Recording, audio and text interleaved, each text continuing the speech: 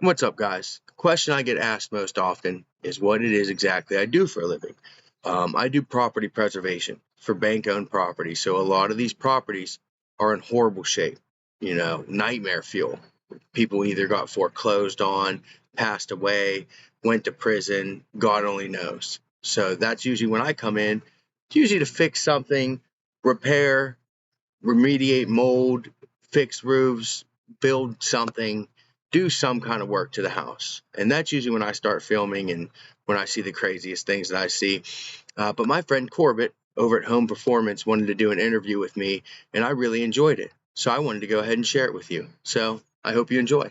So this week we're talking about personalities in the home chem extravaganza that we're doing on every Monday. And today I would like to introduce you to a personality that I think is really fascinating and captivating. I follow this guy on Instagram and on YouTube, and you can too. But first, before I introduce him, I just want to give you a trigger warning because there is going to be foul language. There are going to be foul subject matters coming up. We're going to be looking at foul houses.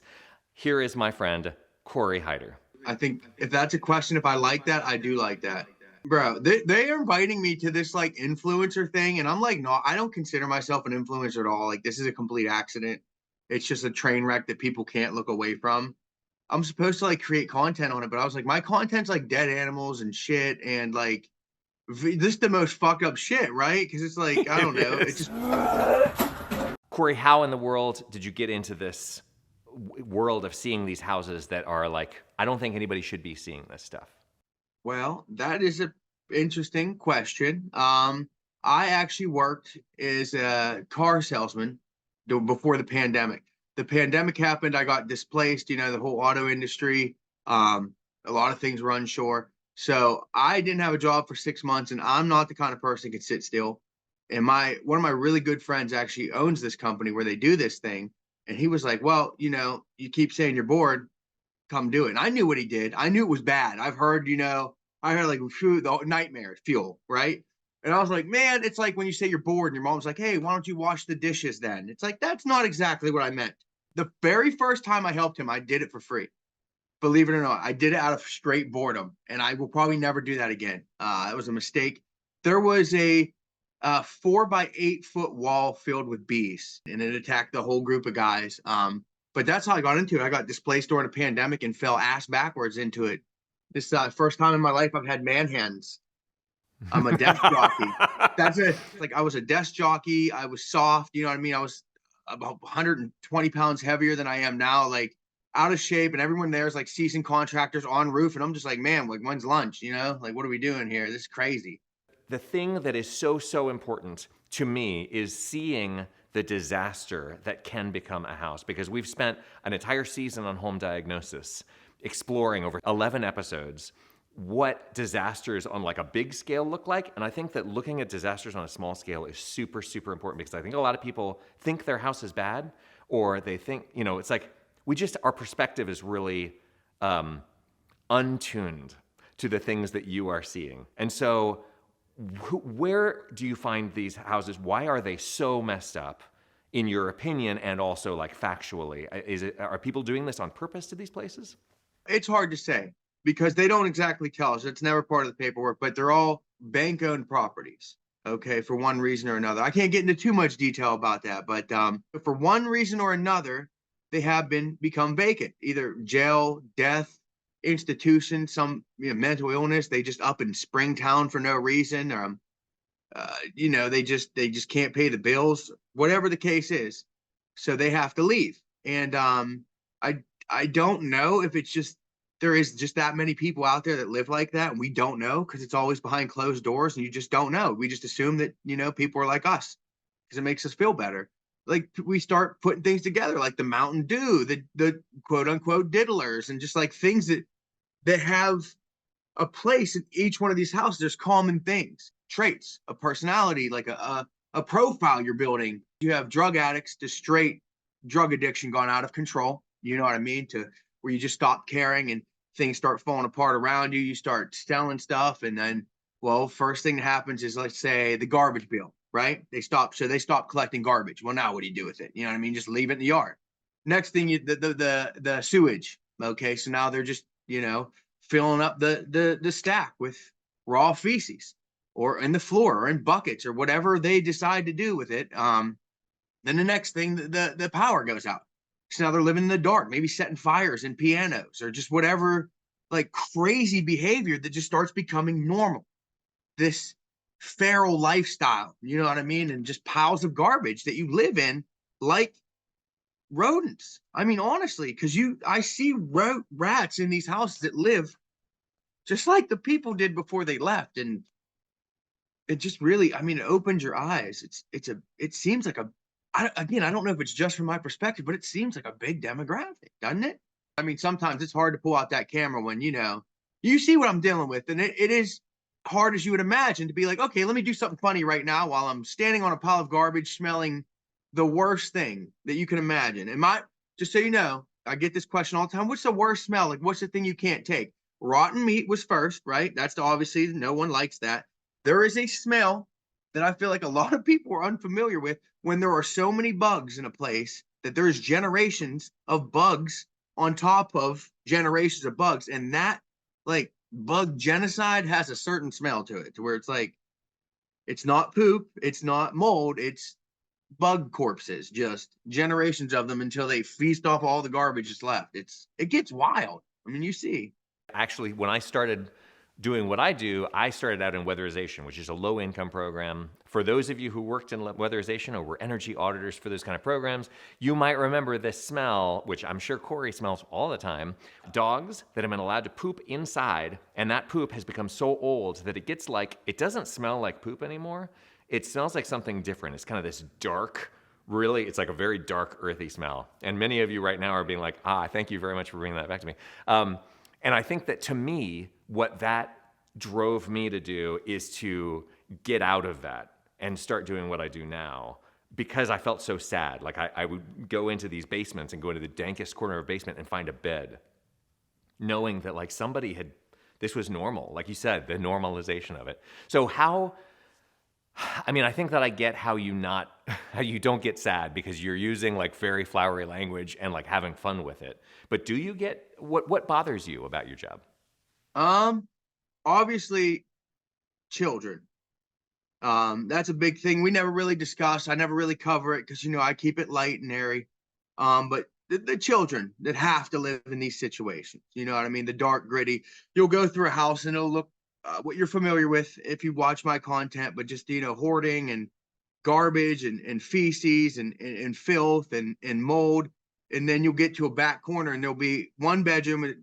The door is always closed for some reason. You always got to open that door. And it's the only clean room in the house. The carpet goes from dirt to clean, and it's usually a child's room. And you could just kind of see how they try to really, as hard as they can, block themselves away from that dark world that was just outside their door that, they don't have control over. They don't. I do. I'm good at compartmentalizing that. You know what I mean? For one reason or another, it's just, I know it's not my fault. There's nothing I could do to fix it or change it. I'm just there to do a job, and it's not like, I put them out on the street or anything like that. But Well, and by the time you pull into the scene, the story already happened, right? All of the tragedy already happens in the past. years, typically at least a year. I've seen it upwards of 13 years. A house has been vacant. I mean, sometimes when you pull up on it, it is honestly like an Aztec ruin.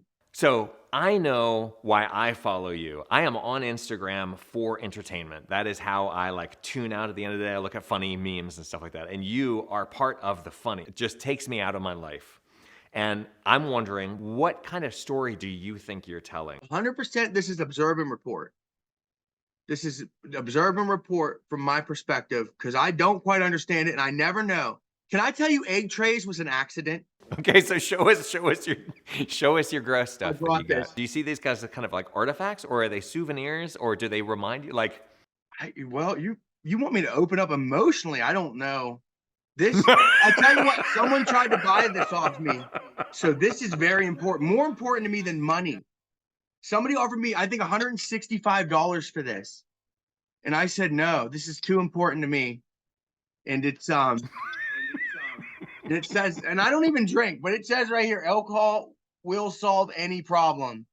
And that hides his thing. And then, of course, egg trays, which I am synonymous with. I will destroy deviled eggs by the gross. That's a dozen, or if you didn't know. But it is good. Is that from the house? And was there only one Yes. house with the egg trays, or are egg trays like a ubiquitous No. thing like the Mountain Dew? That was one house. And I don't think you will ever find another fucking egg tray in the Tri-County area because he had every single one of them. That was why I thought that was my big ticket out of the hood. I'm not going to lie. I thought I was going to ride those egg trays straight to the top. This baby came from one of the worst houses I have ever seen in my life. She was pregnant, living with like coyotes and bears in the woods of this dude. This house was the most disgusting thing I've ever seen. I have a heart, Yes, Corbett, it has become an absolute problem. And I am almost the houses I go to at this point, because if I take 1% of each house I go to, it's only 100 houses later, I'm 100% house. You know what I mean? Thank you for making it funny, because there's a universe where like it's not funny. It's really, really sad. And I appreciate being able to like see that it is really screwed up, and that normal people, like, I like to remind myself, I'm only a few steps away from being homeless and destitute. If a few key things in my life were to like go really, really wrong, that's where I would be too. So Corbett, we have the exact same ideology on that. That's how I look at it. I always say I'm like 7 bad decisions away from being right here. And I have I found a letter from the mortgage company that I have at a house, to a different person, obviously, saying, hey, we understand that you can't pay it, and sometimes it's hard. And just like reading that gave me anxiety, because it was like from my mortgage company. It was the letter saying, hey, you're way behind. We've got to figure something out. And I was like, my God, that could be me. I mean, no one really knows like me very much, because like I say, half of it is a character that you see out there. I dumb down, and I love the white trash Appalachia aspect. Let's get it. You know what I mean? I love that shit. But I grew up a little rough. You know what I mean? I didn't grow up in a nice neighborhood. I didn't go to the best school. I didn't have the clean cut friends. I didn't have every opportunity. You know what I mean? It was so I see the grit. I lived the grit. You know what I mean? I did my time in the grit. And I think that's why I can look at it and say, you can recover. You can live the grit and be graceful. And I think that gives people an advantage. Do you know what I mean? To be able to do that. Because when the shit hits the fan in your new life that is better, you'll be like, hey, you know what I mean? I've been covered in shit plenty of times. This ain't no big thing. Let's keep it rolling. Meanwhile, the person that has never been in these adversities, these situations, you know what I mean? They have been sheltered or guided, or what you would want someone to live, how you would want someone to live, theoretically, right? But now the shit hits the fan because the world's fucking out there, whether you're protected from it or not. Okay, the world is here. It's not good. It doesn't necessarily care about you, unfortunately. You know what I mean? There are people that do, but the world as a whole does not prefer you, okay? And that's going to happen. That's going to show itself one day. And if you're not ready for it, that can fucking break you. Please, please, please, please, as a fellow creator, you're amazing. Don't change. Like, you have found the secret recipe. And by the way, just to reiterate, something I say all the time, there is no recipe, but you have found a secret, like, stash of ingredients that somehow combines into this magical, perfect thing. So please, like, keep doing what you're doing. You don't need a cameraman. You don't need special editing. Do exactly what you're doing. Like, we love it. The day I found the doll in the house, I was like, I know they want to see this. I've never seen anything like this. That was a crazy day. I had to throw that thing out in the street. And then I had to throw that thing in a U-Haul. Then I had to take that thing to the dump and dump it in a trash pile while a guy in an excavator pushes it the whole time, making eye contact with me, thinking that was mine, that I am refusing to the dump because I'm done with it. The rest of us will come to your defense. So yes, people are watching. Thank you for doing what you're doing. Please keep reporting, observing and reporting. Next time I'm in Pittsburgh, I'm gonna buy you a drink, and we're gonna go out and have dinner. That'd be fun. I swear, I won't take you in any of the houses. I'll keep it clean. I'll keep, real PG. I might ask you to take me to some houses. You want to? I got some addresses in my back pocket.